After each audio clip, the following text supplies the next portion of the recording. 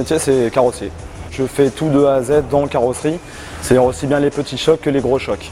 C'est-à-dire on va du simple démontage du rétroviseur à changer une aile arrière au passage au marbre en haute technicité. J'ai fait 4 ans d'études en lycée professionnel, donc j'ai commencé à faire 2 ans en peinture automobile et ensuite je me suis dirigé vers la carrosserie. J'ai eu mon CAP, ensuite j'ai eu mon BEP de carrossier. J'ai commencé à travailler en peinture et puis je me suis dirigé vraiment dans la carrosserie à 100%. Et c'est là que j'ai pu évoluer, on va dire, dans mon métier de carrossier. Ce qui m'intéresse moi, c'est la diversité, on va dire, dans le métier même. C'est-à-dire que c'est jamais pareil quand on travaille sur un choc ou un autre. C'est toujours différent. On aborde toujours, on va dire, le problème différemment d'un choc ou un autre. Donc on va dire qu'on ne se lasse pas, on se lasse moins. Aujourd'hui, j'ai travaillé sur un choc arrière, sur un véhicule d'un client qui s'est fait rentrer dedans. J'ai fait étape de redressage traditionnelle et ensuite il va falloir une réexpertise du véhicule puisque en démontant le véhicule, il y a eu plus que ce qu'on avait vu. J'ai fait un réglage aussi sur un 308 cc, réglage de glace pour une entrée d'eau. Ce qu'il faut savoir, c'est que la carrosserie, c'est pas que la tôle.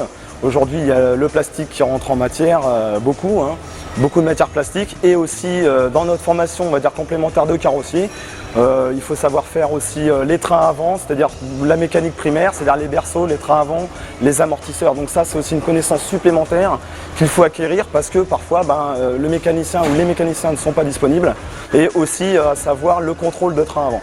L'interaction avec les peintres, donc c'est complémentaire. L'un va pas sans l'autre.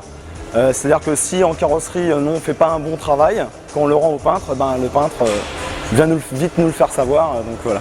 Je suis passé, on va dire, adjoint de chef d'équipe, c'est-à-dire qu'en fait je m'occupe aussi du personnel qu'il y a dans l'atelier, je regarde les véhicules qui sortent, ce qu'il y a à venir. Quand il y a des problèmes qu'ils n'arrivent pas à régler, je suis là justement pour les aider, les épauler, pour éviter de surcharger le travail du chef d'équipe, la charge administrative du chef d'équipe. Donc en fait je suis un peu son second, quand il est absent je le remplace. Donc on va dire que c'est une forme d'évolution parce qu'on prend des responsabilités dans son travail et dans son métier.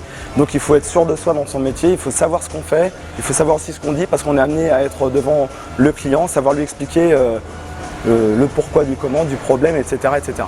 Donc on va dire que l'évolution même du carrossier, c'est après d'avoir des responsabilités pour être amené après à être chef d'équipe par exemple dans un réseau.